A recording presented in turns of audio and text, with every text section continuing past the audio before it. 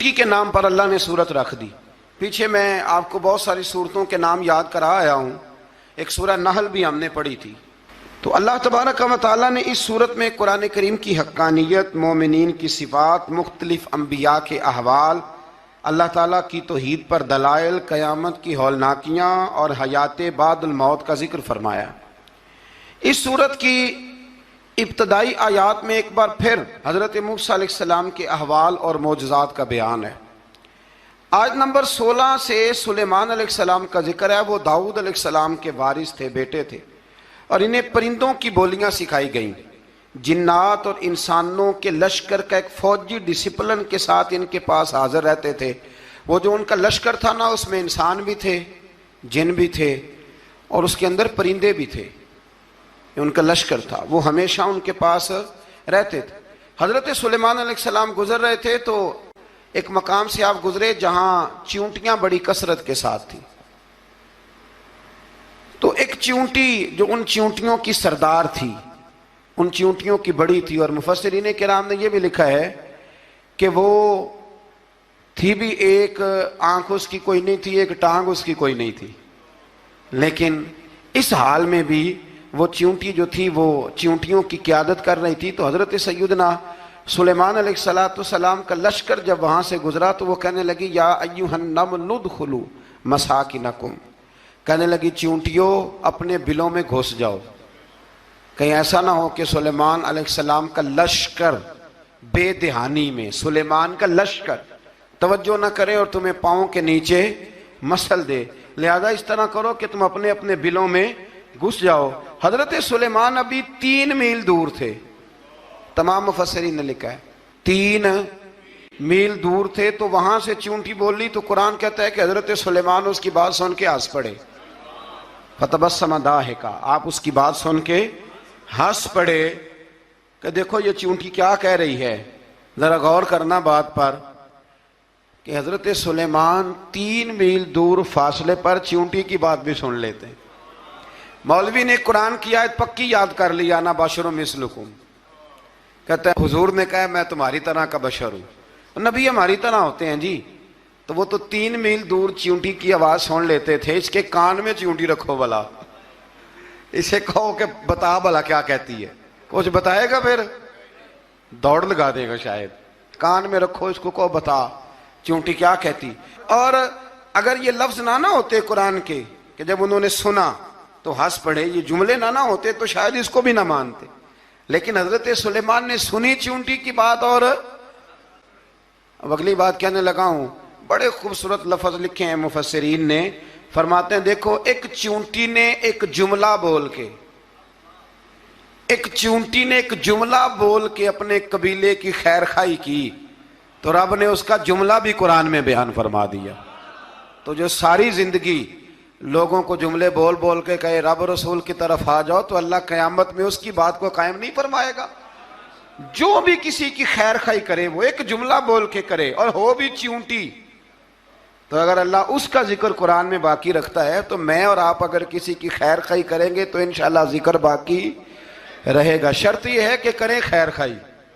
خیر خواہی کرو کسی کی، ایک جملہ بول کے بھی کرو، چیونٹی بھی ہو تو اللہ قرآن میں ذکر باقی فرما دیتا ہے.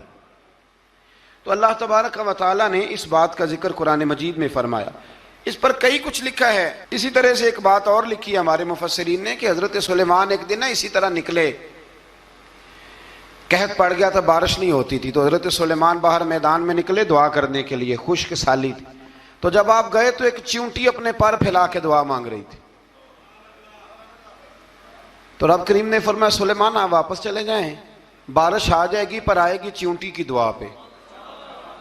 تو حضرت سلیمان نے عرض کی مولا میں بھی تو اتنا لشکر لے کے آیا ہوں نا، تو چلو ہمیں بھی دعا کر لینے دے، تو چیونٹی کی دعا پہ برسا دینا پر دعا کر لینے دے. فرمایا نہیں، آپ واپس جائیں، دعا نہ مانگیں.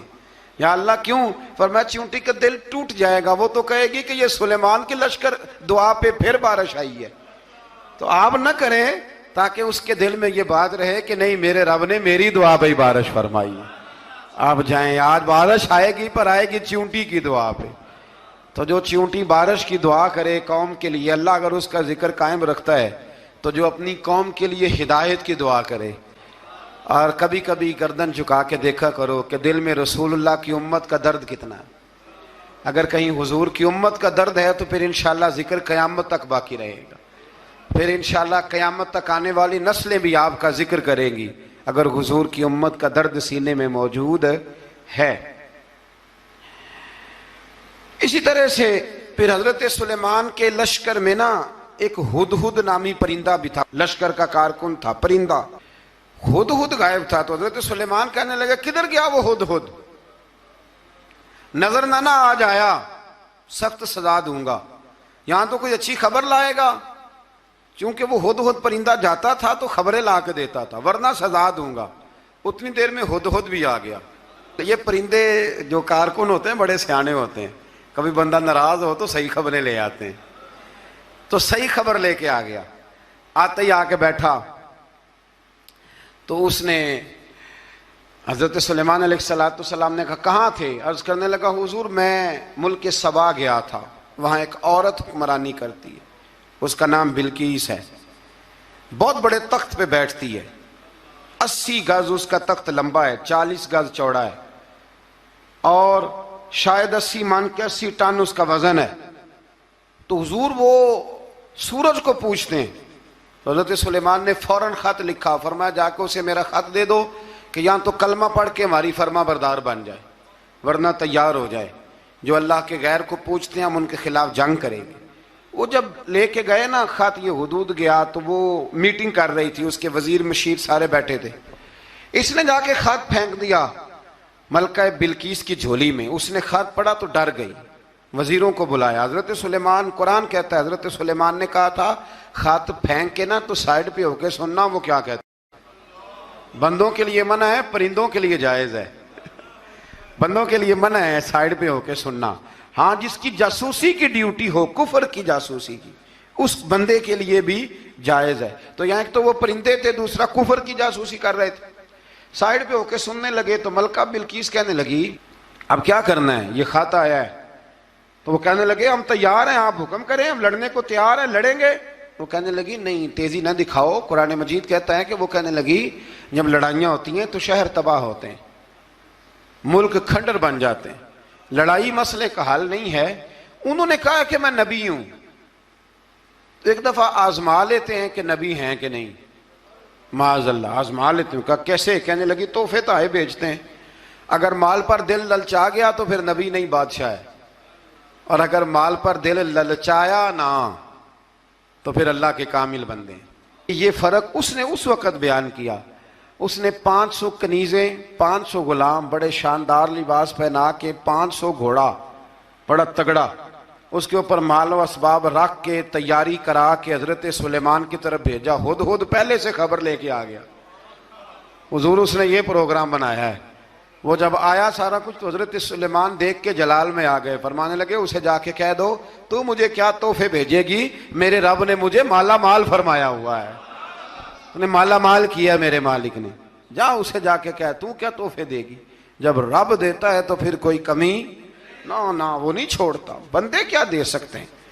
بندے تو بیچارے 10 دے کے تو 10 دن ان کی آنکھیں نہیں کھلتی. فرمایا مجھے اللہ نے جو دیا ہے کیا بات ہے اس کے دینے کی. تو فرمایا اسے کہو یا فرما بردار ہو کے آ جائے یا جنگ کے لیے تیار ہو جائے، ہم اسے اس کے شہر سے ذلیل کر کے نکال دیں گے. اس نے جا کے جب پیغام دیا تو اور ان لوگوں نے بھی آ کے بتایا کہ وہاں تو ہم عجیب منظر دیکھ کے آئے ہیں کہ جانور بھی ہاتھ باندھے کھڑے ہیں، وہاں تو جنات، سرکش جنات کھڑے ہیں. وہ بادشاہ نہیں، وہ نبی ہیں. وہ جو 500 غلام اور 500 کنیزیں گئی تھی حوال سنایا آ کے. تو ملکہ بلقیس نے پھر خط لکھا کہ میں فرما بردار ہو کے آ رہی ہوں. مانا کیا ہے؟ میں کلمہ پڑھنے کے لیے آ رہی ہوں. تو حضرت سلیمان نے کہا بھئی اب اس طرح کرو، ذرا فرش بچھاؤ. انہوں نے فرش بچھایا اس طرح کا کہ اوپر فرش تھا، نیچے مچھلیاں تیر رہی تھیں، لگ رہا تھا دریا ہے. ڈیوٹی لگا دی، جنات نے بچھا دیا. ادھر حضرت سیدنا سلیمان فرمانے لگے اب چونکہ مان کے آ رہی ہے تو اسے اپنی نبوت کی علامتیں بھی دکھانی ہیں. اس نے تخت بڑا شاندار بنوایا تھا، اور خواتین میں جو عادتیں خواتین والی ہوتی ہیں وہ جاتی نہیں. وہ 7 کمروں میں نا پیچھے اپنا تخت رکھ کے تو 7 دروازے بند کر کے آئی. اس زمانے میں ایک رواج تھا، وہ زلیخا نے بھی 7 دروازے مکفل کے ایک رواج تھا.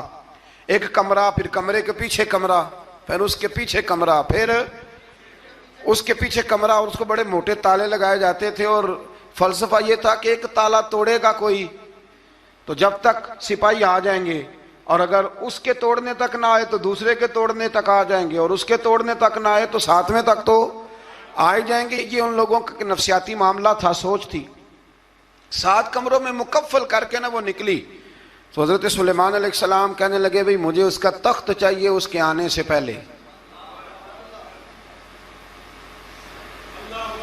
اس کے آنے سے۔ اس واقعے کی کیا ضرورت تھی قرآن پاک میں؟ یہ کیا حاجت تھی یہ تخت والی ساری بات قرآن نے کیوں بیان کی؟ پوچھیں آپ اپنے دل سے بھی اور انکار کرنے والے منکرین سے بھی، اس کی کیا ضرورت تھی؟ وہ جو کہتے ہیں جی ولی کی کرامت کی کیا ضرورت ہے، سیدھی سیدھی نماز پڑھو، روزہ رکھو، حج کرو، زکوٰۃ دو، تو پوچھو ان سے ایک سورت نمل کے اندر اس ساری تفصیل کی کیا ضرورت تھی؟ ختم ہو گئی جب وہ کلمہ جو پڑھ رہی ہے، تو پھر اس سارے واقعے کو رب کیوں بیان فرماتا ہے؟ حضرت سیدنا سلیمان فرمانے لگے تخت چاہیے، اور چاہیے اس کے آنے سے پہلے۔ قال عفریت من الجن، جنوں میں سے ایک بہت بڑا جن بولا، کہنے لگا حضور آپ کا یہ تخت برخاست ہونے سے پہلے لے آؤں گا۔ یہ جو آپ میٹنگ کر رہے ہیں نا، یا آپ فیصلے ختم، کچھ نے لکھا صبح سے شام تک میٹنگ ہوتی ہے اور اس کو آنے میں پتہ نہیں کتنے دن لگیں گے، تو میں یہ برخاست ہونے سے پہلے، اور کچھ نے کہا دیا آپ شرط کیوں لگاتے ہیں کہ صبح سے شام تک ہوتی؟ اس جن نے کہا دیا آپ 10 منٹ میں فارغ ہو جائیں، آپ فارغ ہوں گے تو تخت آ جائے گا۔ مفسرین نے لکھا ہے کہ جب قرآن کہتا ہے کہ اس نے کہا کہ آپ کے فارغ ہونے سے پہلے، تو اس کا مطلب ہے کہ جب آپ اٹھیں گے، یہ جگہ خالی کر دیں گے تو تخت یہاں کیویں ہزاروں میل کا فاصلہ ہے آ جائے گا، پر ہوائی جہاز پہ کارگو کرا کے، جی DHL کے ذریعے کیسے آئے گا؟ وہ آئے گا تو بس آئے گا۔ تو حضرت سلیمان کی تو بادشاہت تھی نا زمانے پہ، فرمانے لگے نہیں نہیں تو لیٹ ہے، تو لیٹ ہے، تو ہمیں جانتا ہی نہیں، ایٹ سٹ تے پکھڑا کوار گندل، اسی اور بھی بوٹیاں جاننے ہاں، یہ تو لیٹ ہے، ابھی ہماری طاقت اس سے زیادہ ہے۔ بڑی کمال بات لکھی ہے لکھنے والوں نے۔ ایک مفسر نے لکھا ہے کہ ابھی حضرت سلیمان نے غلاموں سے منگوایا ہے، اپنی بات کوئی نہیں کی، یہ حال ہے ان کے غلاموں کا، تو سردار کا عالم کیا ہوگا؟ حضرت سلیمان کہنے لگے بھی جلدی جائیے۔ قال الذی عنده علم من الکتاب انا آتیک بہ قبل ان یرتد الیک طرفک، تو اٹھا ان میں سے وہ جس کے پاس کتاب میں سے علم تھا، ساری کتاب کا بھی نہیں، علم من الکتاب، کتاب، وہ اٹھے جن کے پاس کتاب میں سے علم تھا، تو وہ اٹھ کے کہنے لگے حضور میں لے آؤں گا، کب؟ آپ کے آنکھ جھپکنے سے، نہیں آنکھ جھپکنے سے، بندہ تھا جن تھا، جن کی تو بات مانی نہیں انہوں نے، کیا کہا؟ آنکھ جھپکنے سے، میں آنکھ جھپکنے سے پہلے لے آؤں گا۔ تو حضرت سلیمان کہنے لگے تو ٹھیک ہے چل لا، پھر لا، پھر آنکھ جھپکنے سے بڑے ہی نہیں، پھر غصہ نہیں آتا ان پہ، پھر غصہ نہیں آتا۔ میرے شیخ کامل، مرشد اکمل، شیخ بحر و بار، حضور غوث پاک جیلانی، حضرت غوث اعظم یوں کر کے شاگردوں کو، مریدوں کو سبق پڑھا رہے تھے، پڑھاتے پڑھاتے ہاتھ آگے کیا، اور جب ہاتھ واپس آیا تو بھیگ گیا تھا سارا۔ تو شاگرد کہنے لگے حضور یہ کیا ہے؟ فرمایا تمہیں نہیں سمجھ آئے گی، چھوڑو تمہارے والی بات نہیں، خاصاں دی گل آما آگے نہیں مناسب کرنی، رہنے دو تم۔ کچھ وقت گزرا تو کچھ لوگ آ گئے، ابھی کلاس ختم نہیں ہوئی تھی، کپڑے بھیگے ہوئے ہو، وہ شاگرد پہلے ہی منتظر تھے، کہا تمہیں کیا ہوا؟ کہنے لگے دریا میں جا رہے تھے، اچانک ہچکولیں آنے لگے، تو ہم نے کوئی کسی بے عمل کا بازو تو نہیں نہ تھاما، ہم غوث اعظم کے ماننے والے ہیں، تو دریا میں کہا یا شیخ عبد القادر جیلانی شیئا للہ، اللہ کے راستے میں مدد کرو، تو کہنے لگے بس ایک ہاتھ ہی آیا ہے، اور یوں کشتی کھینچ کے باہر نکالی ہے. تو اب وہ شاگرد سارے چپ کر گئے, کہنے لگے جواب کیوں نہیں دیتے؟ انہوں نے کہا تم نے ہاتھ دیکھا ہے پہنچتا ہوا, اور ہم نے ہاتھ دیکھا یہاں سے جاتا ہوا. تم نے پہنچتا ہوا دیکھا ہے تو ہم نے.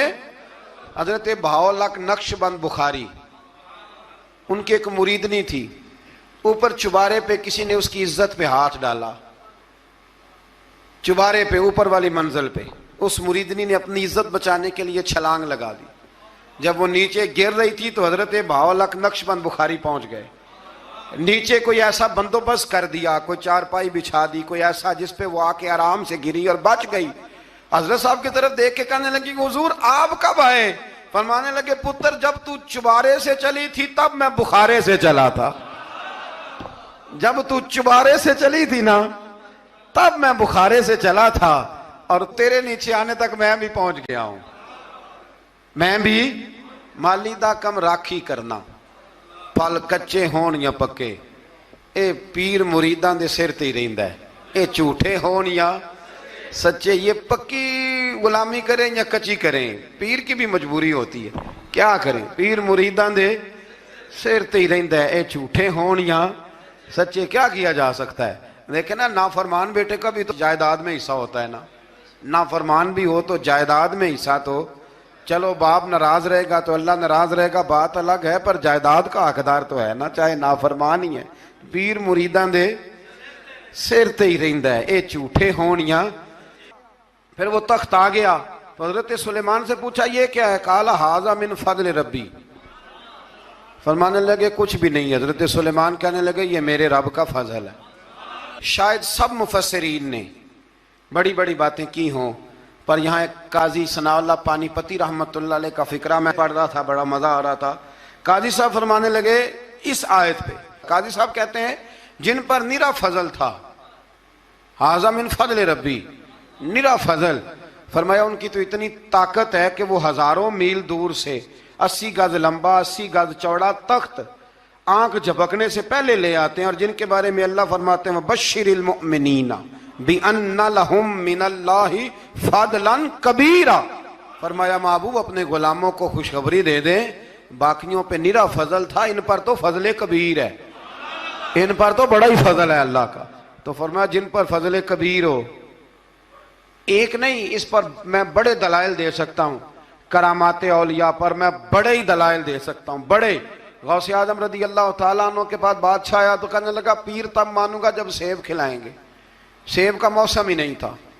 تو حضرت صاحب آتے ہی اسے کہنے لگے اب تو میری ولایت کو سیبوں پہ تو نہ تول, اب سیب کھلائے تو ولی یا نہ کھلائے تو ولی کوئی نہیں, یہ تو اب میری ولایت کو سیبوں پہ تو نہ تول.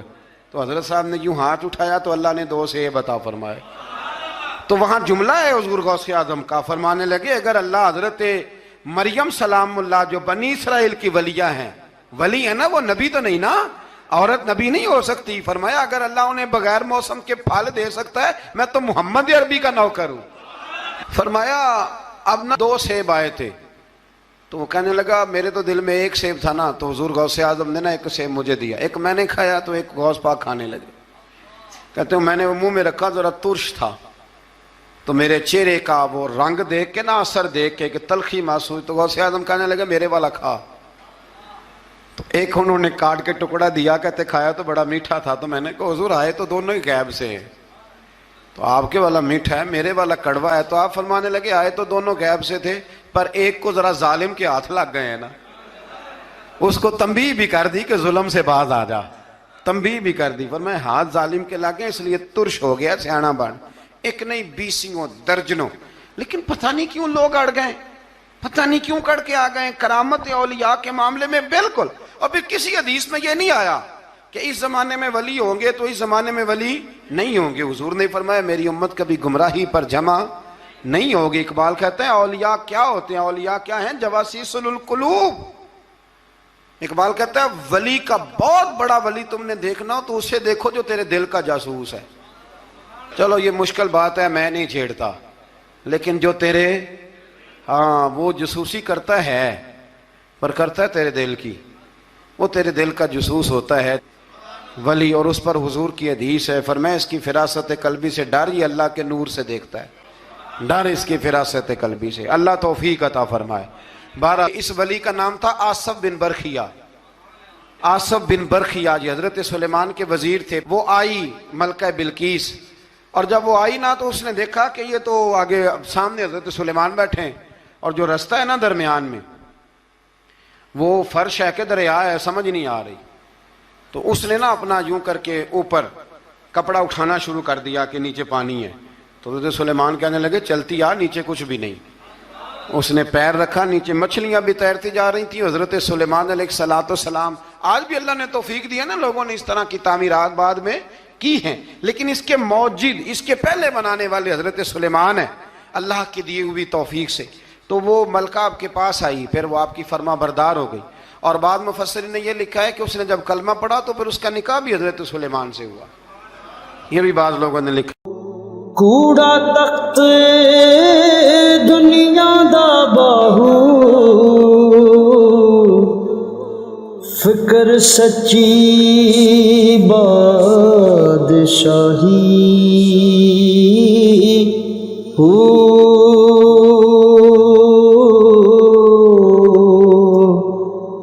جس دل سے اللہ دا چمکے، عشق بھی کردہ